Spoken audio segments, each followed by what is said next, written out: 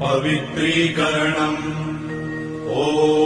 अपवित्रः पवित्रो वा सर्वावस्थां गतोऽपि वा यः स्मरेत् पुण्डरीकाक्षम् स बाह्याभ्यन्तरः शुचिः आचमनम्